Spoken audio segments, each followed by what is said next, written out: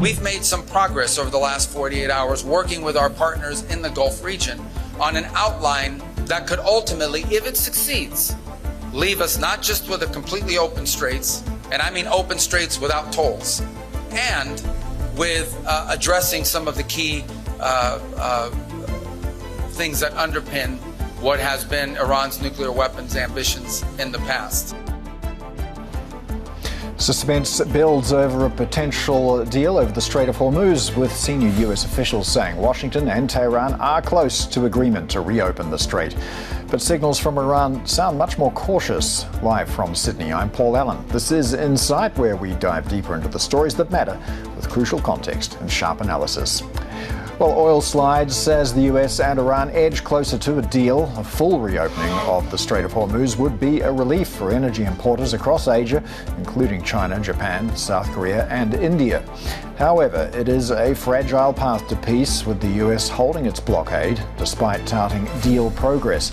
We speak with defense and security expert Jennifer Parker. Meanwhile, divergence across Asia is reshaping fixed income, with higher yields driving returns. BlackRock's Navin Saigal is going to join us to discuss why carry matters more in volatile rates markets. And China cracks down on illegal cross-border trading, putting up 250 billion Hong Kong dollars at risk. We ask Grow Investments CIO William Ma where that money could move next.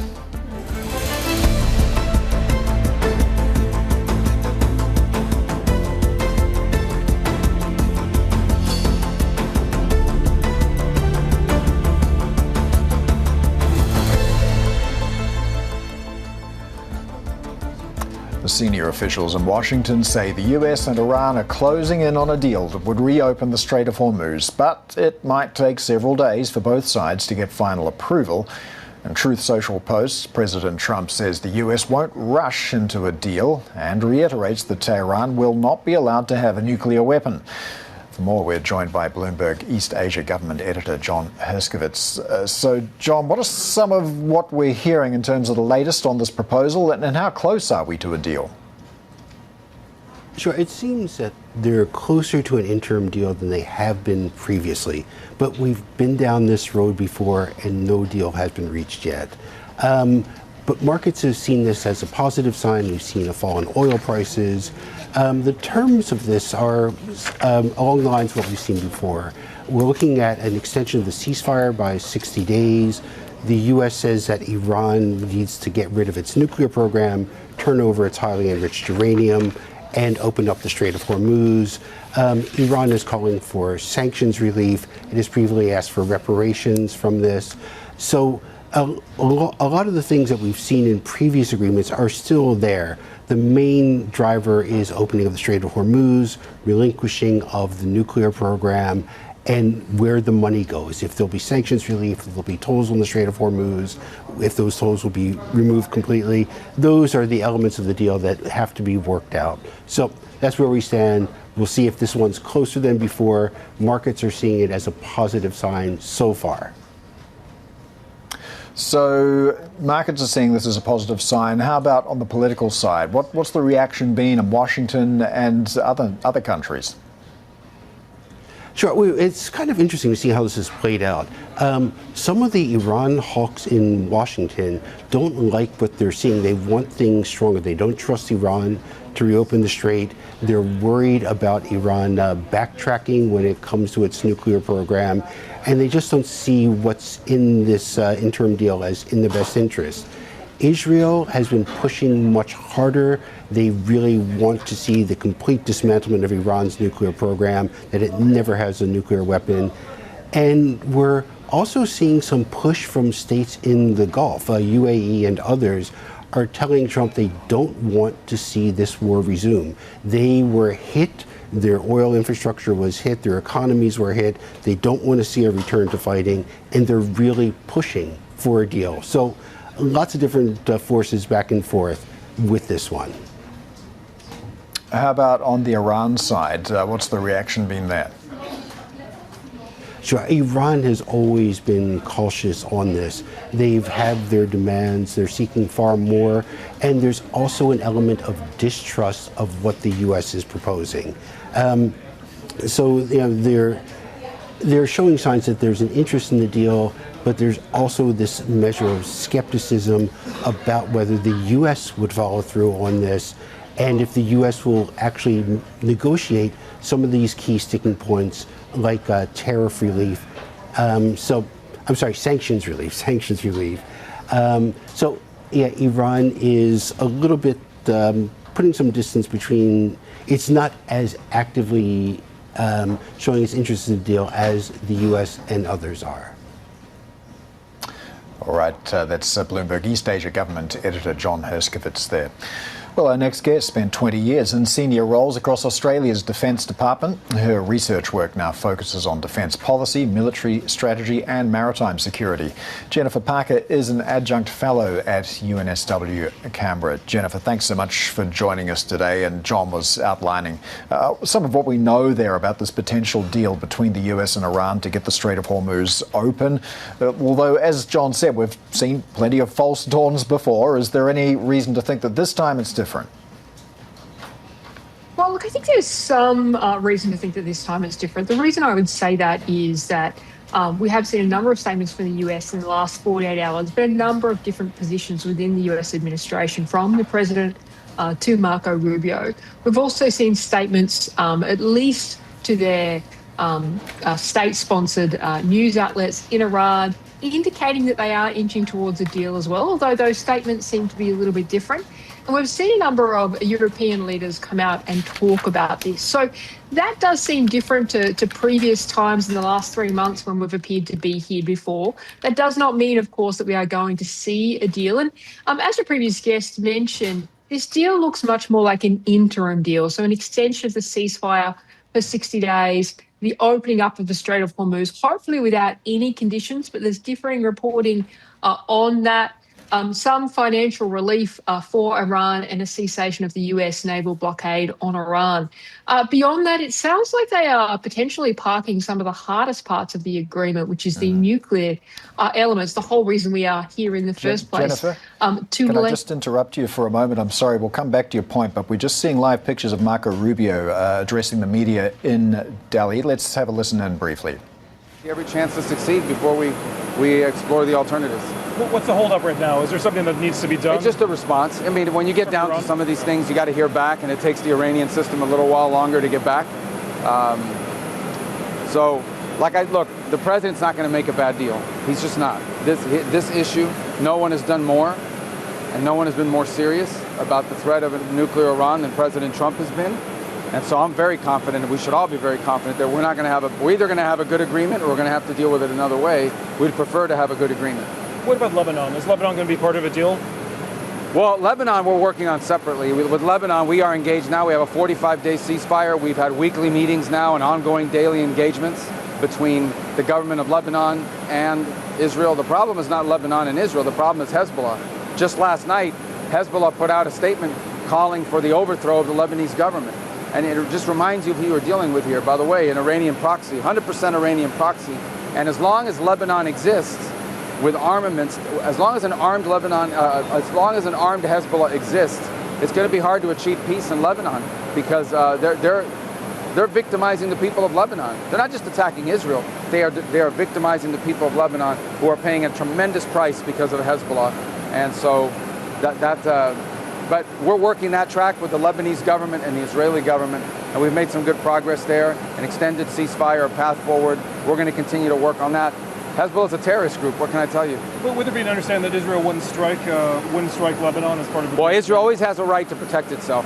Every country in the world does.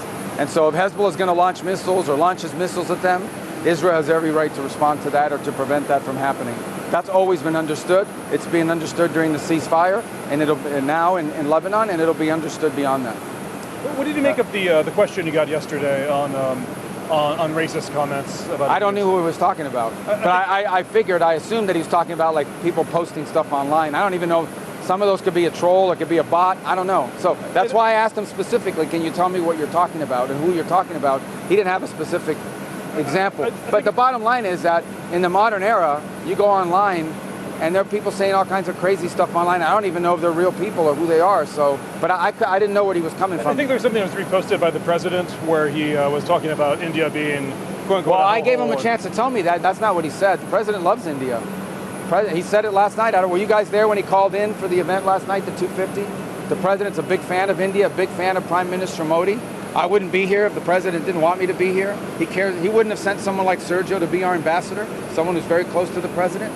So, but I gave that reporter, a chance to tell me who he was referring to, and he didn't. So I just assumed he's talking just about random voices out there. I mean, people say stupid stuff all the time on social media in every country in the world, unfortunately. Can I ask you about Pakistan? The role that Pakistan has. Do the Indians voice any concern to you? What do you tell them? No. Look, they're concerned about the things they're always concerned about, obviously. India is always pointing to the fact that there are armed terrorist groups operating from Pakistani territory that target India. They're always concerned about that. But as far as the role they played as a mediator and a facilitator in the Iran situation, it never came up. I don't think that they would complain about that. I mean, their issues with Pakistan are different. Tell us about the Taj Mahal, going there. I've never been there. I heard the only one I ever knew about was the one in New Jersey that the president used to have. Have you been to that one? No, look, it's one of the wonders of the world. I think it's important to show respect to the culture of the countries that you visit. We have a gap in our schedule because the Quad meeting couldn't happen until tomorrow.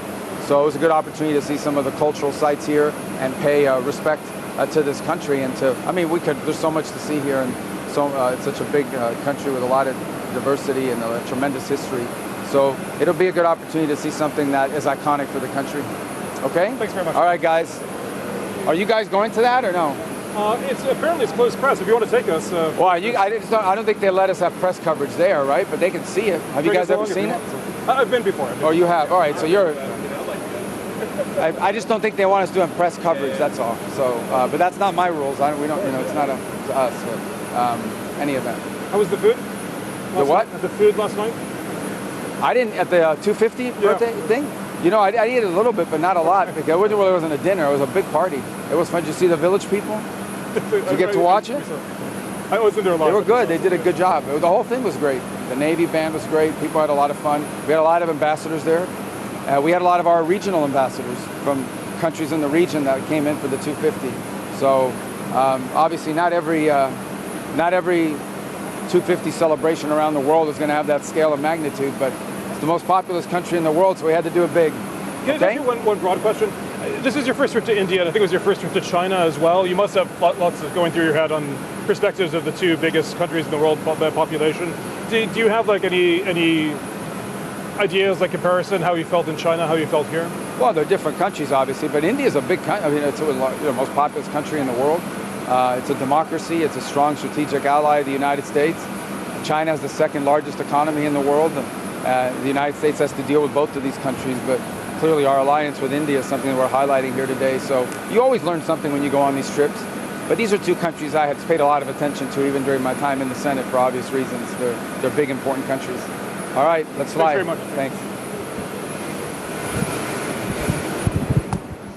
All right, there he goes. Marco Rubio, the US Secretary of State. He's on his way to Agra for a little bit of sightseeing at the Taj Mahal, pay his respects to India's culture. Jennifer, thank you for staying with us through that. Some wide-ranging remarks to the media there, but we did just catch his comments on Iran. He says there's not going to be a bad deal. So, Jennifer, what does a good deal look like for the US that is also acceptable to Iran? Well, I think from a US perspective, a good deal looks like clearly the Strait of Hormuz open, but a long-term agreement on both Iran agreeing not to pursue nuclear weapons. Now, that's something Iran says publicly a lot, but there's not a lot of trust in those statements. The second element being Iran agreeing to not enrich uranium for a period. And the US have been talking about 20 years with certain safeguards on top of that. So you'd want to be seeing IAEA inspections, robust IAEA inspections as part of that regime to make sure that Iran are complying with those deals. You also, I think, would also like to see Iran committing to not sponsoring proxies like Hezbollah, mentioned by Marco Rubio there, around the region, destabilizing the region. From Iran's perspective, they would definitely like to see some sort of sanctions relief. Iran has been suffering economically for many years now, and we know that the economic pressure in Iran is one of the things that led to the large protests in Iran in December of 25, and the response for this brutal regime of the deaths of between 7,000 and 40,000 Iranians. I think they would also like to see the unfreezing of certain assets that have been frozen. And so, again, supporting that financial relief. I don't think we're going to be seeing all of that in this interim deal whatsoever. It's hard to see what this interim deal is going to cover, but perhaps some sort of financial relief for Iran initially, opening of the Strait of Hormuz, the stopping of the US naval blockade, and then potentially some sort of agreement to make a further agreement around uranium enrichment and Iran's nuclear program. But again, it does sound like there are some sticking points. Marco Rubio was clear there that the Lebanon issue and certainly the war between Israel and Hezbollah is not part of this Iranian discussion. We've seen the Iranian regime a couple of times during this now 3-month war say that any peace deal would need to include agreements between Israel and Hezbollah or the fighting in Lebanon to stop. That's honestly unlikely. So perhaps that is one of the key sticking points right now. How likely is a deal on nuclear material as well? Because it's kind of interesting that the whole reason Iran would want a nuclear deterrent is to stop an attack like the one that it just experienced, and with trust at such a low ebb. How is it possible to get around this problem? Well, I mean, I don't think the US are going to agree any long-term deal unless Iran's nuclear program is part of that. And I don't think they should, by the way. I mean, we've seen a number of world leaders come out over the weekend talk about the fact that Iran can never be allowed to have a nuclear weapon. We're not talking about a normal country here. We're talking about a country that, whilst its people are suffering economically, is pumping a significant amount of money into its nuclear program and its weapons programs and sponsoring terrorism around the world. And we saw that in 2025 when the Director General of ASIO in Australia talked about at least 2 attacks that Iran had sponsored in Australia in 2024. So I think that the US would not allow them or could not allow them to get any kind of nuclear weapons. Whether that is part of this interim deal, look, that's probably unlikely to be part of this interim deal. But without that, President Trump couldn't really walk away from this conflict, because there would be a lot of questions internally about, well, what was the point of the expenditure of weapons, the loss of US lives, if not for stopping Iran getting the nuclear weapon, which has been put up as the major reason for going to war this year. Who needs this deal more? As you just described there, Iran, very used to being a global pariah. Then on the other hand, you've got the US, which is facing rising inflation, and also the midterms coming up in November. So which country's feeling the pressure more? I think both countries are feeling pressure. I think that, interestingly, in the last 3 months, the reporting around Iran has probably underreported the impacts that they have suffered during this. Now, part of that is because for the entire 3 months or almost 3 months of this conflict, the Iranian people haven't had access to the internet. So we're not getting a lot of the detailed reporting about what life is like in Iran coming out of that country in the same way we're getting the reporting about US domestic politics. That said, of course, President Trump is under pressure from the global community to get the Strait of Hormuz open. I think there's been some disappointment. The US have not been more proactive about that. A number of weeks ago now, they initiated Project Freedom. That only lasted 48 hours. That was about getting shipping out of the Gulf. We know the US have midterms coming up this year. So certainly President Trump is facing pressure. Of course, there's been lots of reports about the cost of the war for the US and the impact on munitions. So they're not little impacts. But I don't think we should underestimate the pressure the Iranian regime are under as well. There's been all sorts of estimates in terms of the damage that has been inflicted, the loss of life within the Iranian Revolutionary Guard Corps. I think one of the challenges here is there is likely a degree of different power centres at play here. There's been a number of indications during the last 3 months of the conflict where we've seen the political elements of the regime make statements, whether that be the president or the foreign minister, and the Iranian Revolutionary Guard Corps do something completely different in the next 24 hours. So I think there is a question of exactly who has the influence in Iran at the moment, and that may well be complicating the deal as well. But I think they're equally feeling pressure to get this done. Jennifer, in terms of the Strait of Hormuz, I mean, you've noted before that the US can't just restore safe passage by force. Shipping needs to have some confidence that the strait is relatively clear of mines. But if a deal is reached, what's the process for demining? What sort of assurances need to be given? And of course, what's to stop Iran from just putting the mines back again? Well, look, I mean, it's not actually clear whether the strait is mined or not. But the fact is, you don't need to really prove that there are mines there. You just need to say it, and that's going to interrupt shipping flows. If there are mines deployed there, which it is looking increasingly likely, we have seen some apparently leaked US intelligence that does confirm there may be the presence of mines. It's not clear how many mines. So it really depends on how many, the type of mines, and where they are as to how long it will take to clear it.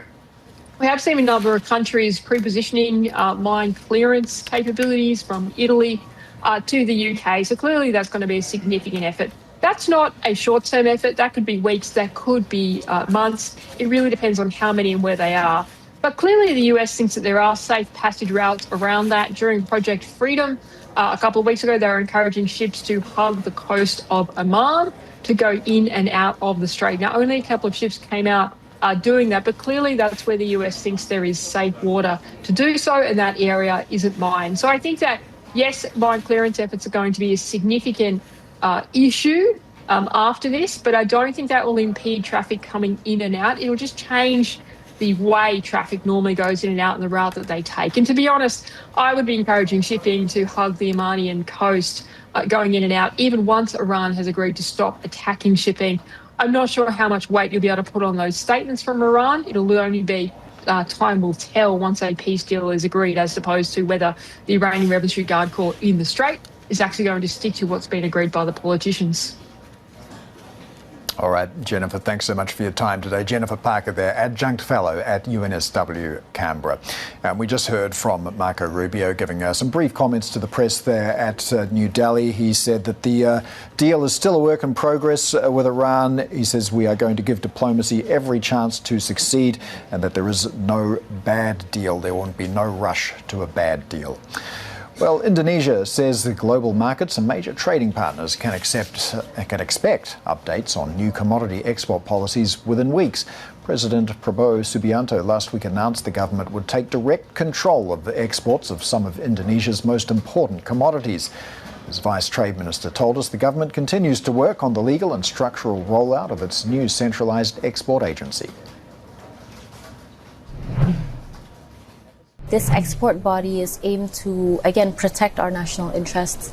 We understand that there are many major commodities that we are currently exporting, and really just understanding how the export of these commodities can have a positive multiplier effect to our nation, right? So it's limitizing all the negative things which may occur, and that really is the gist of this body. And again, because this is very new, it's still under progress, right, in terms of the legislation, in terms of the building up of the body itself. And so we are going to see how this progresses over the next few weeks to come as well.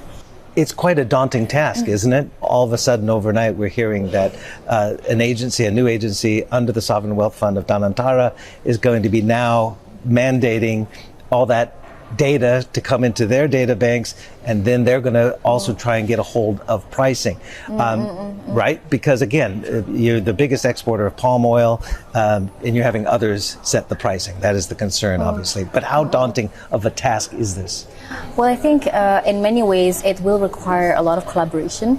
Everybody has their own task to fulfill, including that of the Ministry of Trade. So the Ministry of Trade will be responsible for enacting a governmental regulation, which will then regulate the export component. Whereas Danantara, as you already mentioned, has their own kind of expertise and portion to this whole mechanism. And I think the most important thing, and this is something that my president is always stressing on, is the fact that, we need, as a government, we need to work together, side by side, bearing in mind the responsibilities that we each have. And so it becomes less daunting when you know that you're not in it alone, you're not doing it alone, you're working together to create something that we believe would have a good impact to our nation. How do you see it affecting potential exports to places like China? As I said, they are a big buyer of nickel pig iron for their lower quality stainless steel. They buy a lot of your palm oil. Do you see it impacting because of the uncertainty, and the timelines have not been necessarily laid out? I think the immediate impact would be to first understand the mechanisms that will be in place. Again, this is still under works. And so we are sure to communicate these step-by-step process to the relevant, to the relevant companies, stakeholders, and so forth. And again, because this is a change to the system, we're sure to disseminate this information in the most effective manner. And then deadlines. That's another thing I think the markets were a little bit concerned about. As of June 1st, which is coming very soon, next week, these exporters would need to supply the data to this newly formed entity. And then we had competing comments about the actual scheme would begin as early as September or even January. Do you have any more clarity for us as far as what has been communicated to you? So right now the respective ministries are taking their part in creating the necessary domestic regulations to ensure that this body can run according to plan. That's one aspect. And the second aspect that we will be pushing going forward is the dissemination of information with respect to this body itself and what that would mean to stakeholders. It's Indonesian Vice Trade Minister Dio Roro Esti Widyaputri speaking to us at the APEC meeting in China. Coming up, BlackRock's Navin Saigal will join us for a discussion on why he thinks bonds offer one of the strongest income generation opportunities right now. This is Bloomberg.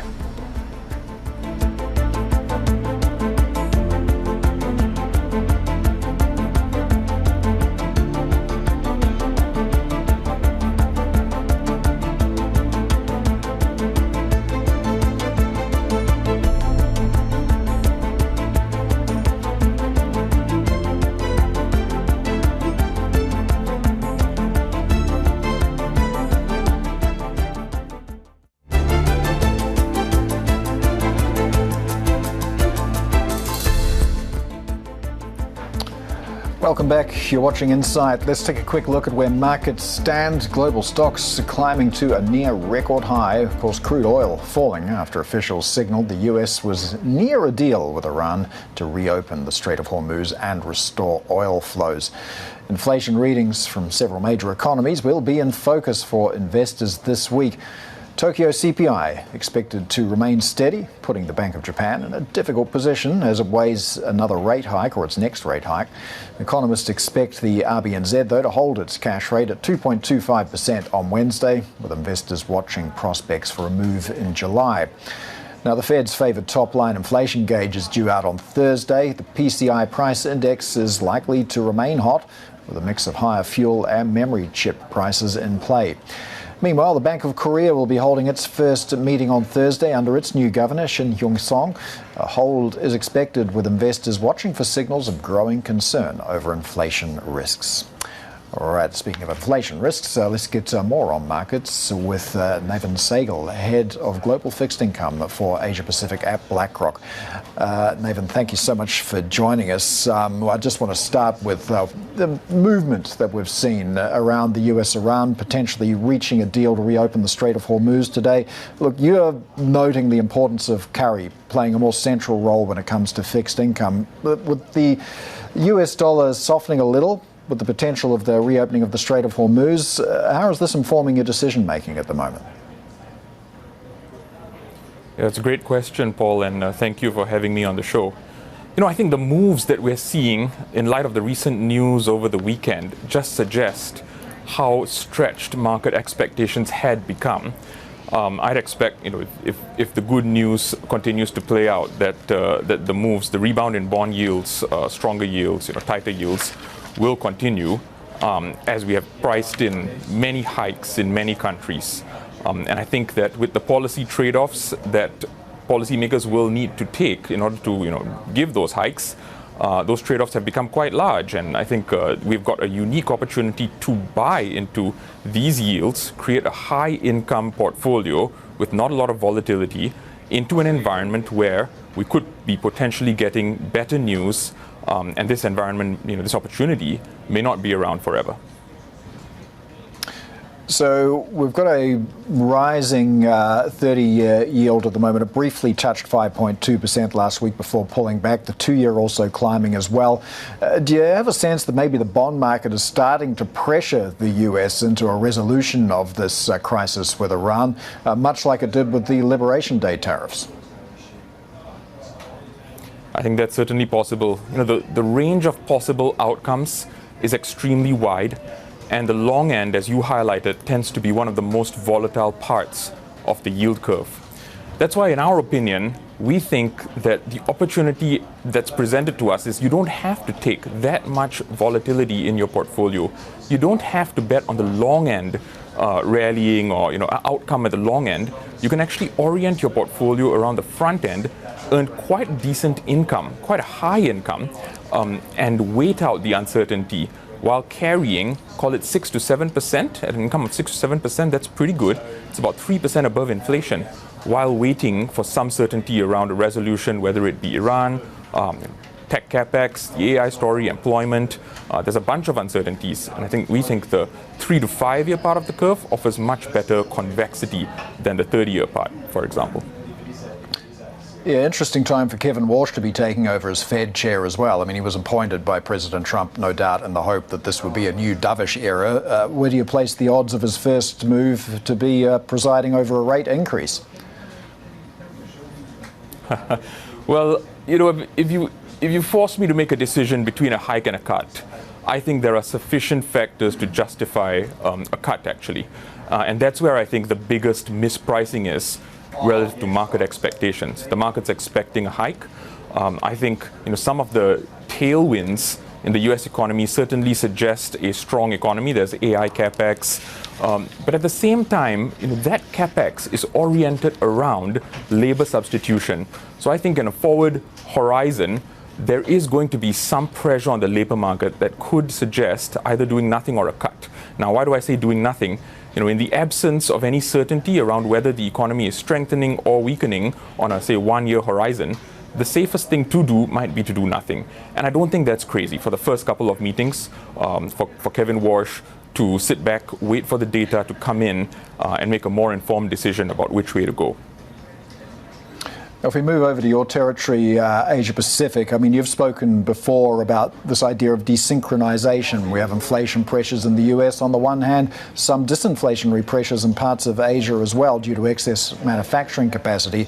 So when you think about this sort of divergence, which Asian sovereign or corporate debt markets look like they're going to offer the best uncorrelated yield cushion against US risk?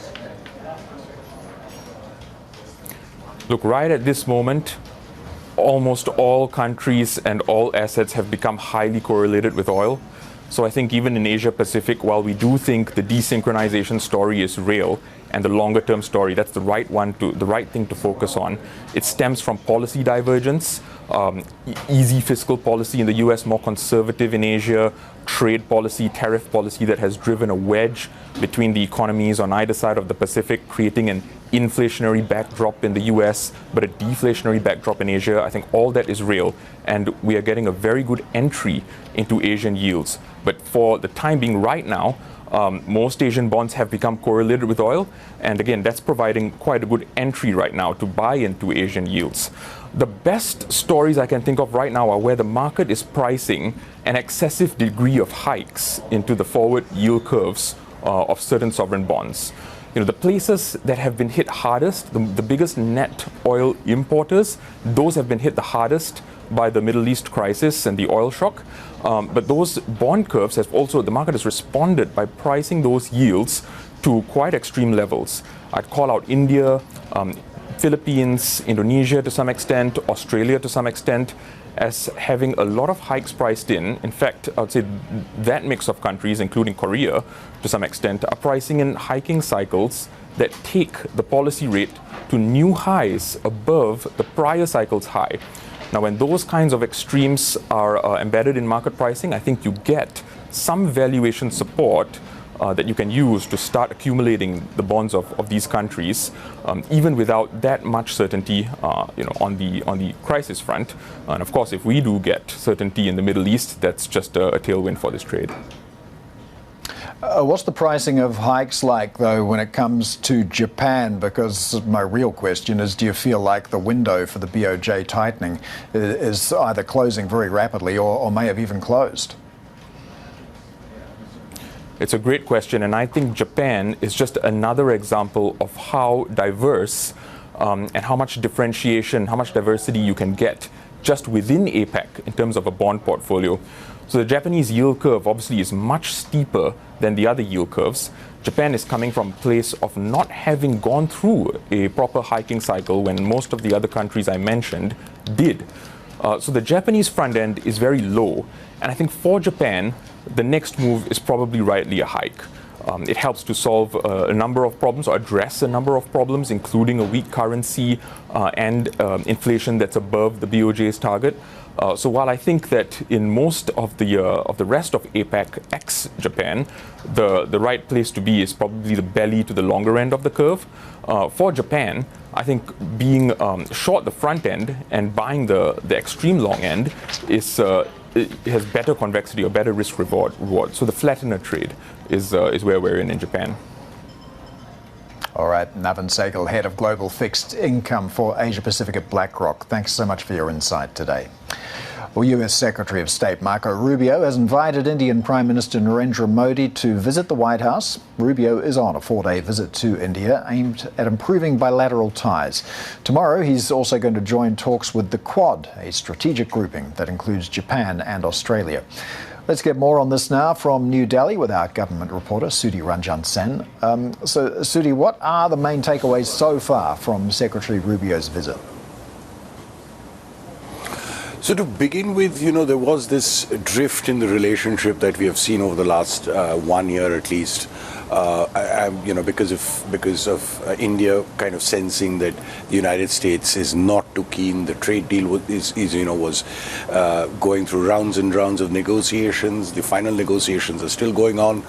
So one of the main things that we see as an outcome is both sides trying to arrest the slide in the relationship, and that is where the invite from the Secretary to Prime Minister Modi to visit the United States comes in. That is where it is being placed in that context in India. That is one. And also yesterday, what we could make out, after the meeting of the two ministers, Secretary and Minister Jaishankar, is discussions on energy, with India kind of clearly saying that the United States is a very, very reliable and a very important partner in the energy matrix for the South Asian country, which is one of the biggest importers of energy. And also in that discussion, we saw India very clearly saying that US sanctions on Russia is distorting the oil market, and that is not the best. So free and frank discussions to a great level.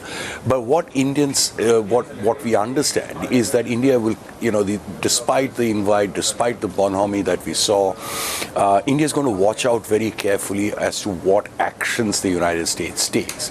Mind you, this visit is happening on the backdrop of President Trump meeting Xi, and India-China ties are not at the best. So India is going to look out and see what practical actions are coming from Washington. It's a good development, but a lot more road needs to be covered. What can we say at the moment about the current state of US-India ties? Well, I mean, U.S.-India ties, I mean, India always kind of agrees that it's one of the most important relationships for the South Asian country. We saw a similar assertion by the Secretary of State yesterday, saying that the India ties is perhaps the most important relationship. So the intent is there on both sides. It now needs to be turned into practical actions. So, and arrest the drift, as I was kind of mentioning earlier, the drift in the relationship, with both sides feeling that the other side is not doing enough. So that the visit is in a way trying to arrest that, trying to rebuild on the ties. So that is where the relationship is. All right, government reporter Sudhi Ranjan Sen there. Thank you. Still to come, China ramps up its biggest crackdown on cross-border trading with as much as 250 billion Hong Kong dollars of assets seen at risk. We'll discuss what this means for brokers and flows with Grow Investment Group's William Ma. That's up next. This is Bloomberg.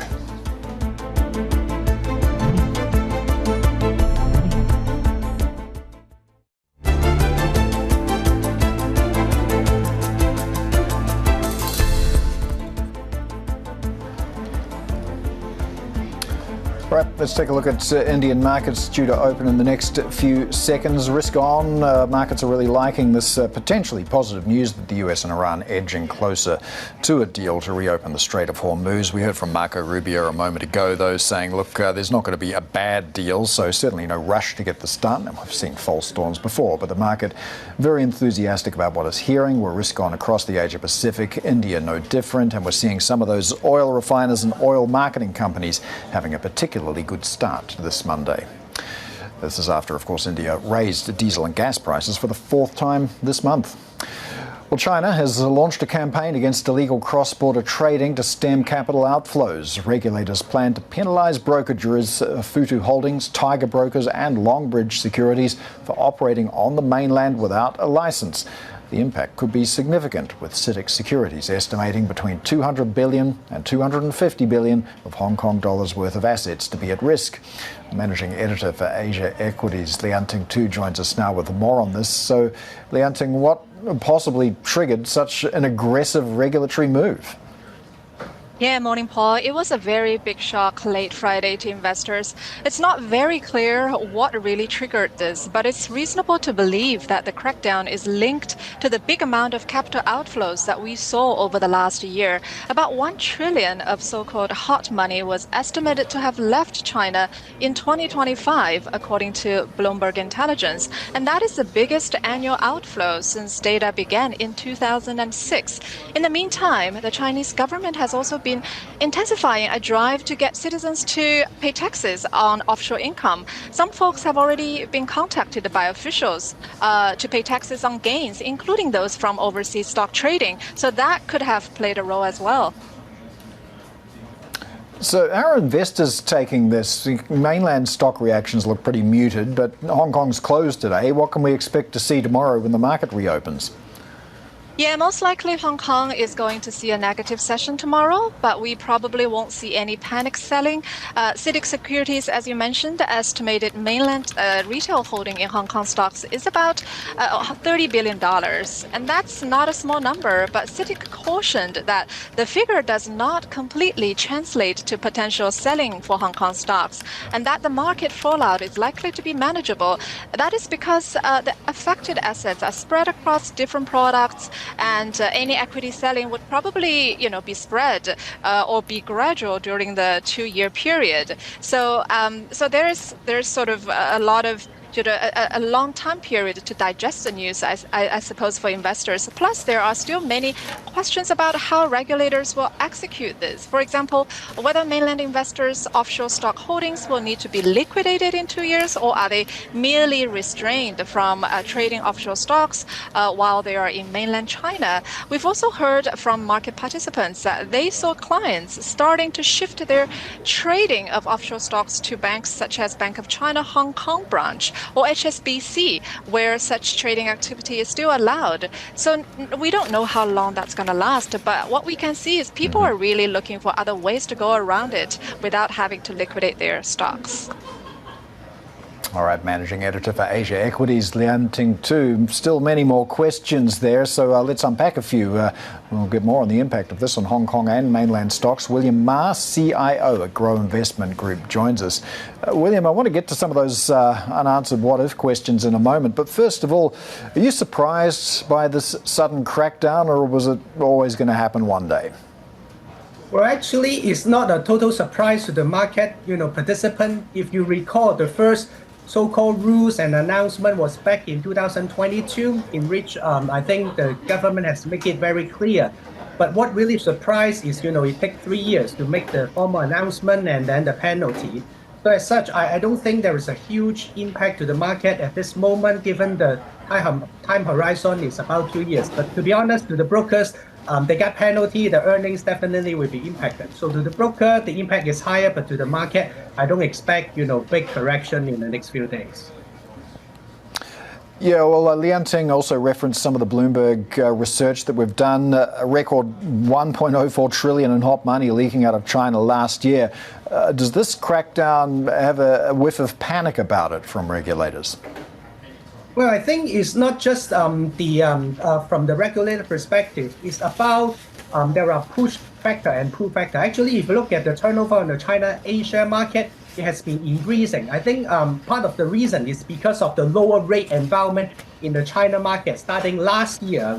For example, at Grow or when we are seeing, other fund managers, they are seeing decent inflow. So I think the push factor, if you like, is the lower rate environment, and the recovery of the economy, encourage investor to put more money into the market. And then the second point is a global diversification. I think the domestic retail investor are at a stage that they also realize we have to invest in global diversified, asset classes. Like in the US, 20% of their asset is outside US. In Europe, 35 to 40% is outside Europe. So I think in the China market, investors are following the same footpath. They want to globally, diversify, invest in different areas. Last but not least, in an uncertain world, I think people would like to invest in AI, in tech, in which some of the global companies, they offer more clear play. So not just Hong Kong, Korea, Taiwan, and US are all the usual suspect when investors invest in global from China. Well, we're seeing the CSI 300 up by about 0.9% at the moment, so it's having a pretty nice start to the week. You mentioned you don't anticipate a huge effect on Hong Kong listed stocks due to this 2-year deadline. So plenty of time there, but we are seeing the Nasdaq Golden Dragon taking a bit of a hit on this news. Could we see any meaningful re-rating of some of those China tech names? I don't think so, because when I talk to some of the other funds, including us, the China tech names, the buyers is quite diversified. There are some U.S. pension fund, European pension fund. They cannot find enough pure play, globally in this sector. I think the short-term sell down, in the Dragon Index is part of the global investor that they worry about. There will be more regulations overall in the financial sector, not just, on the broker side. That is the short-term correction. But in terms of growth opportunity, I believe in a so-called volatility increase. Tech and AI is the most promising theme. So any correction, at least from growth perspective, we would, add to our exposure. Well, you're a global investment manager. Are you facing any compliance risk from this, or is it a bit of a minefield for anybody who might be facing a compliance risk from this?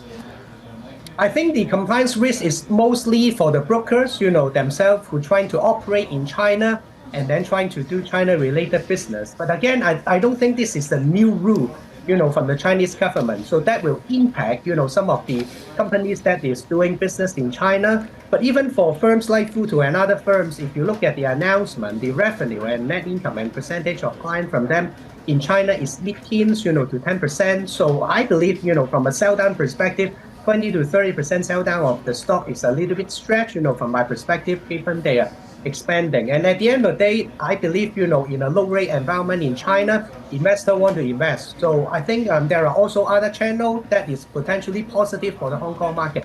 For example, Stock Connect, Hong Kong Stock Connect, there are about 536 firms listed in Hong Kong that domestic Chinese investor can use Stock Connect to buy. And that cover 80 to 90% of the market cap. So maybe one direction change impact to the market in the near term is we will see a speed up of domestic Chinese company wanted to list in the Hong Kong Stock Exchange so that, the investor can invest, through Hong Kong, Stock Connect in a Hong Kong listed company. Yeah, okay, so Stock Connect is still there. Are there any other paths, though, that are still open for Chinese investors wanting to invest overseas? And what's the risk of those being closed off? I don't see it's a close, rather the regulations is trying to pull the money, if you like, to a more regulated, environment. There are mutual fund connections, that investor can investing in. And then last but not least, I would also say, think about why Chinese investors want to invest in global companies. Because they want to have a more diversified global revenue source, meaning that the Chinese company, if they listed in Hong Kong, if they got more revenue from non-China related business, that create a portfolio diversification on that. So I believe those global companies listed in Hong Kong or listed in Asia will have a premium when the domestic investor, so-called, they have limited access in global revenue stream for global diversification portfolio. Do you feel this might signal a permanent transition to a more closed, more tightly insulated Chinese financial system?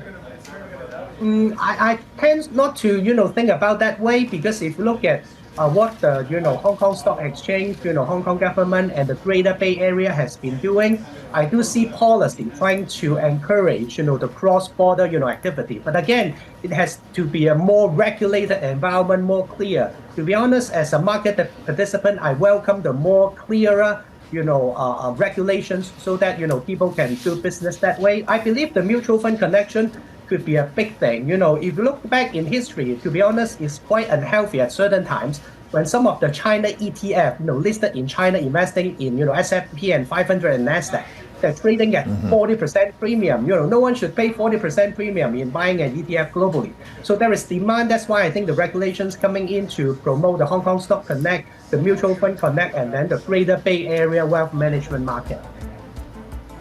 All right, William Ma, CIO at Grow Investment Group, thank you so much for joining us today. Before we go, here's a look at tomorrow's show. We're going to be talking global market strategy with Ionic Asset. Plus, Madhut Finance is going to join us to discuss the rising demand for gold borrowing in India. Horizons Middle East and Africa are up next. This is Bloomberg.